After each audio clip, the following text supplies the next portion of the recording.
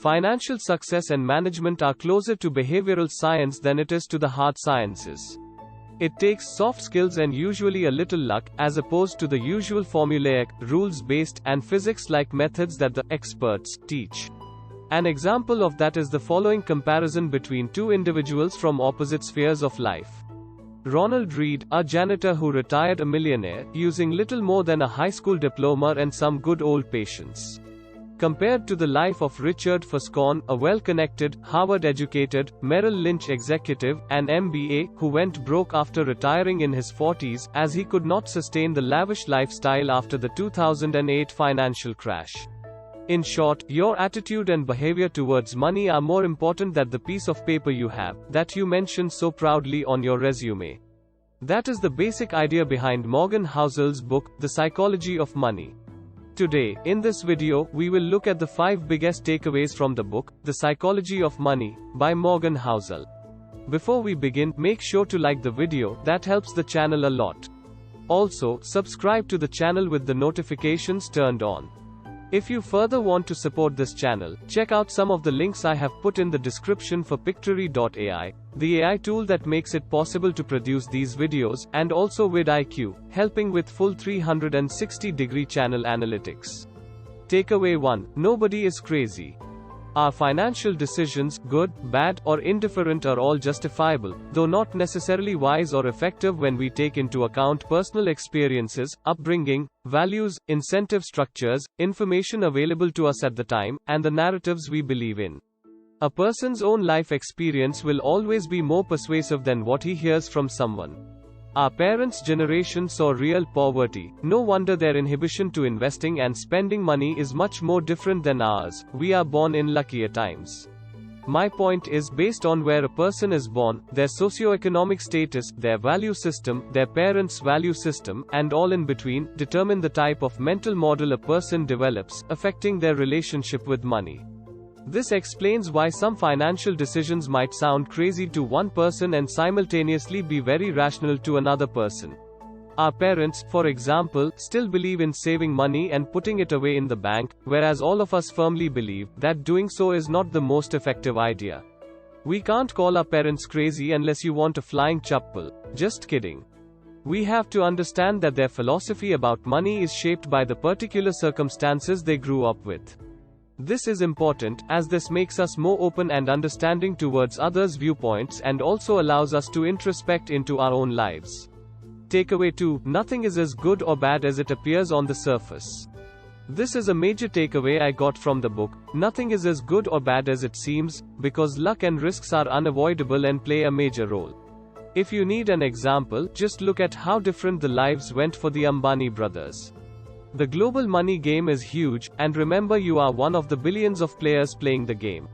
Our cognitive biases tend to control our state of mind. When we win, we like to think it is because of our talent or skill. When we lose, we are quick to blame anything under the sun. This is called the self-attribution bias. This desire of ours to feel great about ourselves sometimes leads to us neglecting the role of luck in our financial success. There are so many stories of investors who made all the right moves, but due to some unforeseen circumstances lost all their wealth. And at the same time, there are examples where investors made reckless and rash decisions, but luck shined on them and they quadrupled their fortunes. All these situations distort our worldview in terms of finance. A classic example would be the famous Shark Tank US judge Mark Cuban, whose lack of diversity in his portfolio goes against every conventional investment advice, but no one can doubt his success. He, like many others, had the right combination of skill and luck that made him his billions despite having a rather unconventional approach.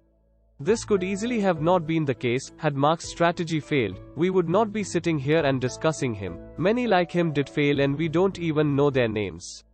Another example, closer to home, would be Satyam Computers and its head Ramalinga Raju. He rode his luck and was very successful, till he got caught, and then everything changed. Now, I am not saying that our actions have no consequences or that we should categorize outright criminal actions as hustle. I am just saying that what appears on the surface is not always the full story. The stories we see or hear about are those of winners, not necessarily the ones who made all the right moves. The lesson from this takeaway is that understanding context is very important. Success is not just skill and intellect, just as failure is not always a product of laziness. Luck and timing play a very important role. Those we hear about, making billions, reach there with unconventional approaches, but would not tell you everything. It is, therefore, important to consider averages and base rates and not solely focus on individual success stories. Takeaway 3: Getting rich and staying rich are not the same. There are many ways to make money, both good and bad, legal and illegal, but staying rich is a different ball game altogether. Staying rich often comes down to being a little humble, to begin with, understanding that luck had something to do with their success, so it would be unwise to continue the same reckless behavior in the future. Then there is a natural tendency to save for the future, and some apprehension also helps. Ashneya Grover once said, as an entrepreneur, despite his tremendous initial success, he was always paranoid, which kept him on the edge and made him aware of his decision making. A lot of times, it is not the magnitude of returns or a crypto pump that makes you rich. It is indeed longevity and patience that result in success. According to Housel himself, in the case of Warren Buffett, he made $81 billion out of his total net worth of $85 billion, at the time the book was written, after the age of 65.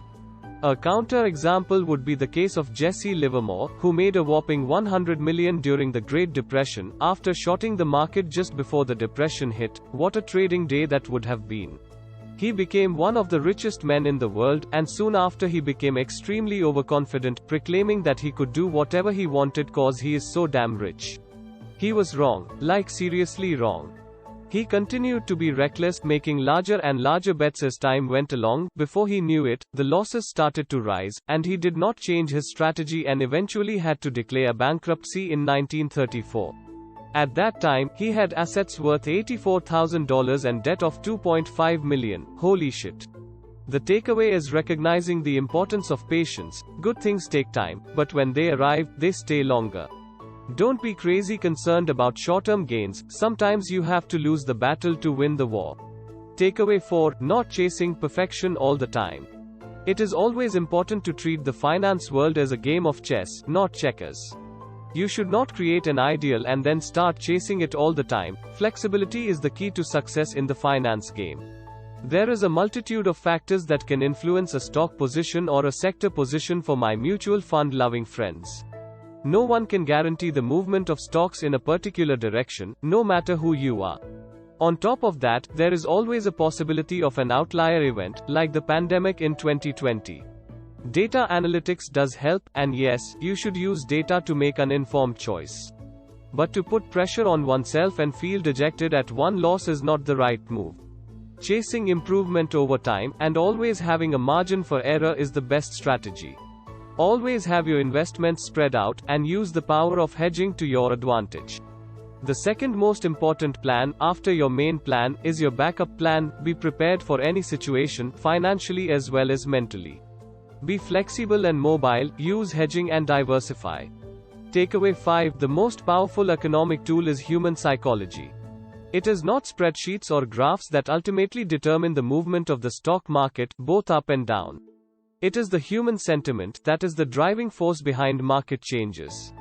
Stories play a much larger role than analytics ever will. We are humans, and as much as we would like to be rational all the time, we are fundamentally sentimental creatures. Nothing wrong with that, good old human nature. As Housel says, narratives drive market trends, data just track it. So, next time there is a new trend or buzzword in the market, you should think critically about it, even if the narrative is something you want to be true. If the narrative is in tandem with our expectations, we overinflate the possibility of success, because we want it to be true. If you are cognizant of this, you would take a step back and think twice before making a financial decision. Narratives drive the market, so critically analyze the narrative first before you jump into crunching numbers. So, this brings us to the end of the video. If you have read the book, let me know your takeaways in the comment section below. Make sure to subscribe to the channel before you go. Take care of yourselves and your families. God bless us all. Thank you.